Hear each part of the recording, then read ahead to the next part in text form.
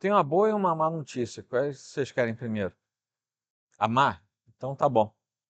A má notícia é que eu me confundi e eu preparei a aula com o mesmo assunto que o Lucas deu na semana passada.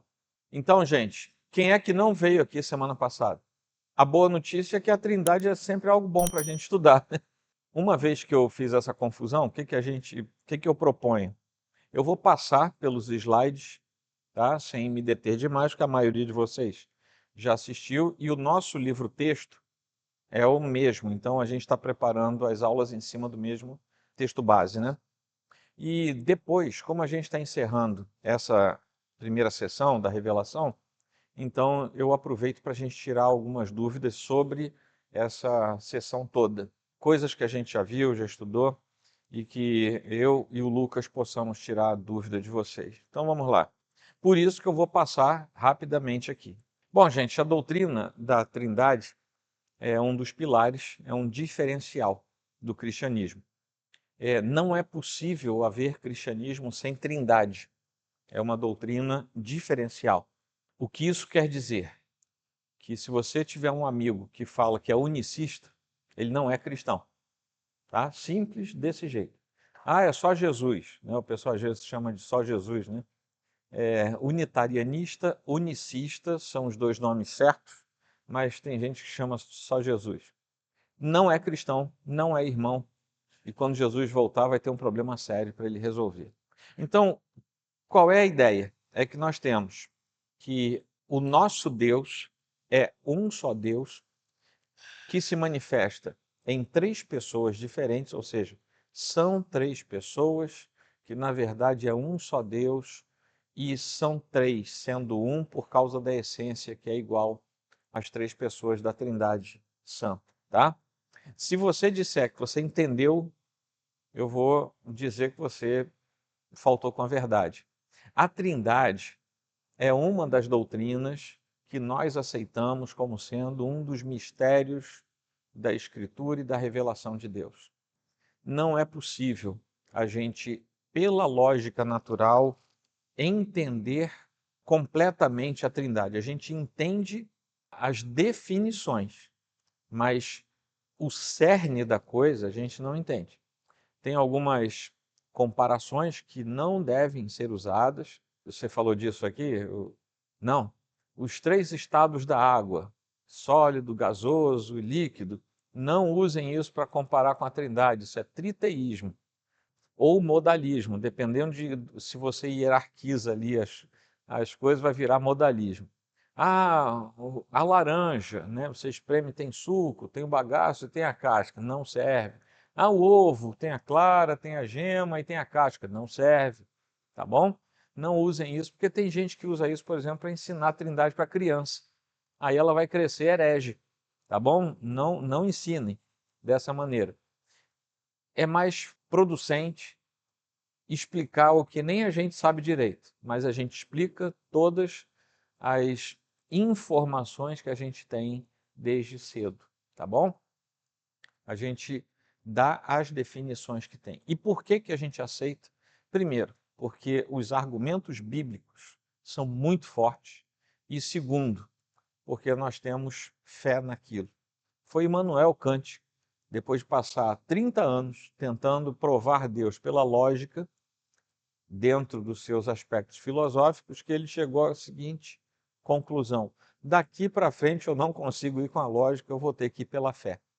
Então, a nossa fé tem coerência, mas a nossa fé nos ajuda a aceitar os mistérios do Senhor. Tá bom? Ok, gente? Isso é mistério, tá? Por que que eu digo que isso é mistério? Porque tem um monte de gente por aí que fala é mistério, e não é mistério nenhum. A Trindade não é só mais uma doutrina. Como eu falei, ela é uma doutrina diferencial e basilar. Tá? Então, sem ela, a cristandade simplesmente não pode ser cristandade. Tá? Algumas poucas doutrinas são exclusivas do cristianismo. Uma delas é a Trindade. A Trindade na Escritura, ela é um fundamento, não é apenas um artigo de fé. E como eu falei para vocês, eu vou passar rapidinho aqui, que é para a gente voltar para as outras conversas que a gente já teve ao longo desse tempo e tirar algumas dúvidas, tá? Então a Trindade é um fundamento de tal maneira que vai aparecer em todo o nosso trato, na nossa inódia, nos nossos textos, na nossa liturgia, tudo nosso é pautado na verdade de que a Trindade é uma parte da revelação de Deus para o seu povo. Tá? A gente batiza em nome da Trindade, enfim, isso eu acho que vai aparecer aqui ainda. Revelação de um Deus que é único, isso não nasce na filosofia grega. Por que que a gente coloca isso? Porque a filosofia grega nos emprestou um monte de coisa, mas isso aqui não nasce na filosofia grega. Eles eram politeístas e talvez até um certo ponto, panteístas também, mas principalmente politeístas. Então não é possível que nós tenhamos herdado a ideia de um Deus único dos gregos, muito menos dos romanos depois, tá bom? Jesus é quem afirma, né? Shema é uma expressão que tem, a partir dos textos antigos da lei, que é quando você tem aquela expressão que é um ordenamento do Senhor. Ouve, ó Israel, o Senhor teu Deus é o único Deus. Aquilo ali, aquele trechinho é chamado de Shema, tá? Então Jesus, o nosso Senhor, o Deus Filho, usa essa expressão para manifestar, já desde então, a pessoalidade de mais de uma pessoa da Trindade Santa. O Pai e o Filho estão na revelação, Jesus age em conformidade com a vontade do Pai, e isso fica claro. Os modalistas, inclusive, vocês sabem o que é um modalista? Alguém sabe? Modalismo é uma teoria herética que surge lá no comecinho da igreja, que dizia que o Pai, o Filho e o Espírito Santo têm um processo hierárquico. O Pai é como se fosse o general, o Filho é como se fosse o coronel, né? E o Espírito Santo, o major. Então fica por ali assim, tá? Ou seja, na verdade, no modalismo, o Espírito Santo deve seguir o Filho e o Pai, e o Filho deve seguir o Pai. Tá? E eles tiram isso daquelas expressões que o Espírito procede, enfim, da procedência, né? Ou melhor, em termos teológicos, da processão. Mas isso é descaracterizado na própria revelação. Por isso, agora eu vou contar um segredo. Vocês querem um segredo? Querem? É por isso que vocês não me veem falando primeira, segunda e terceira pessoa da Trindade. Porque eu posso confundir aquele que me ouve, no sentido de que o primeiro tem primazia sobre o segundo e terceiro, e o segundo tem primazia sobre o terceiro. Tá? Essa nomenclatura não surge por causa disso, mas pode causar alguma confusão. Tá? Então é por isso que você, se já me ouviu, é porque eu estava em pecado, mas eu não costumo usar essa expressão. Primeira, segunda e terceira pessoa da Trindade. Ok.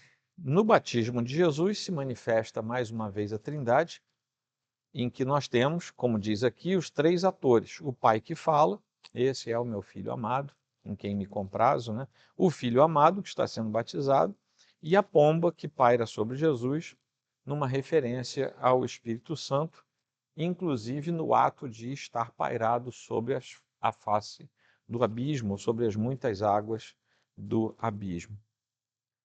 Jesus também é manifestado como Senhor, ele se identifica como Senhor do sábado, e isso coloca Jesus diretamente e perante os judeus do seu tempo como Deus, porque o Senhor do sábado era Yahvé.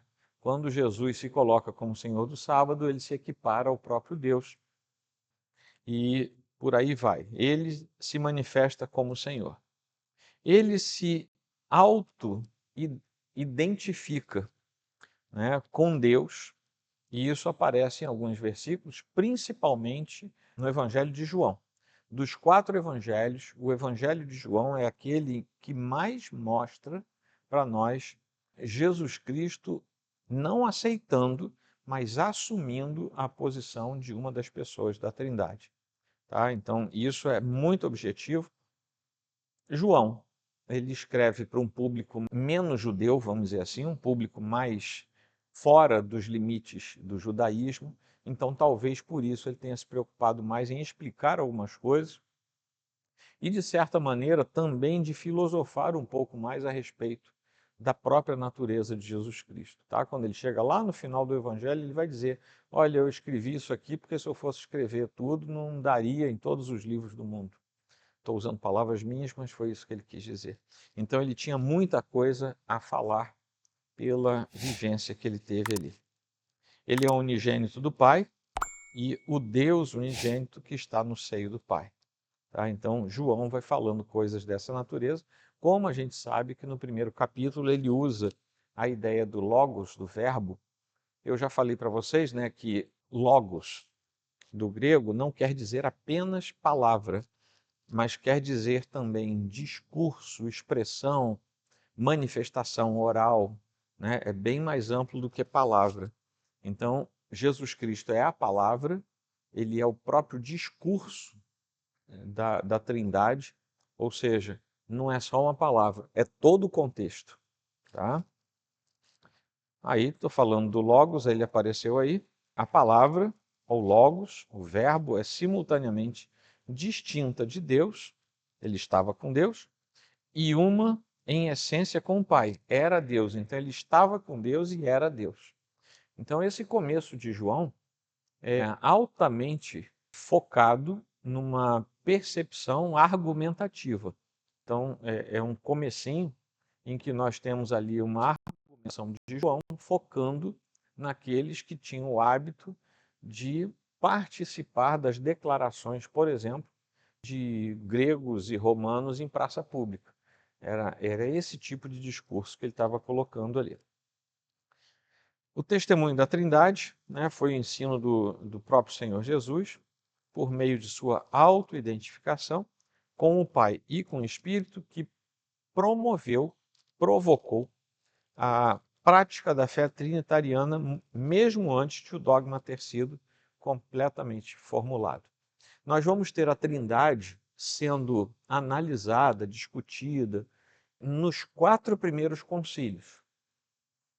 Não com a mesma força, mas nos 4 primeiros concílios, até chegarmos a Calcedônia, a Trindade era motivo de uma ou outra discussão. Mas antes disso já tinha sido definida como sendo parte integral da fé cristã. E nesses primeiros concílios, a gente tinha definições de tal maneira colocadas que quem não as aceitasse não era cristão. Tá? Era considerado anátema mesmo e ficariam de fora do ambiente da cristandade. O Espírito Santo, no Antigo Testamento, nós encontramos várias referências a ele, e nós temos a identificação no Antigo Testamento, às vezes por Espírito de Deus, o Espírito que veio da parte do Senhor, e a gente fala assim, poxa, no Antigo Testamento o Espírito Santo, né, não agia sobre ninguém, só em Pentecostes é que ele começou a agir. Aí a gente abre a Bíblia e dá de cara com o salmista dizendo, não apartes de mim o teu Espírito. Que Espírito é esse? O Espírito que habitava nele, que era o Espírito de Deus. Então o Espírito Santo sempre agiu sobre os filhos de Deus, de uma maneira ou de outra, mas ele sempre agiu sobre os filhos de Deus. Tá? O Espírito e seus atributos. Aí, os atributos que vêm da parte do Senhor manifestados através da pessoa do Espírito Santo são exatamente os atributos que dizem respeito a tudo que é concludente hoje para a nossa salvação, porque faz parte do trabalho do Espírito Santo apontar as nossas atenções e a nossa fé para a obra salvífica de Jesus Cristo.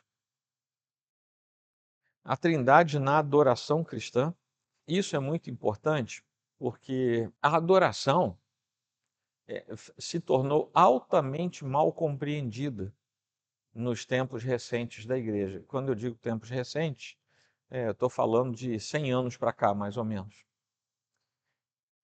Adoração não é a nossa expressão. Adoração é o que sai do coração.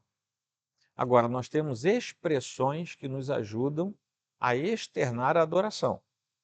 Mas a adoração é o que sai do coração. Senão, uma pessoa que se converte a muda, por exemplo, nunca vai poder cantar, ela nunca ia adorar o Senhor. Eu que não sei tocar nada, eu não adoro ao Senhor, que nem os irmãos que tocam. Não é assim, é o coração que define a adoração.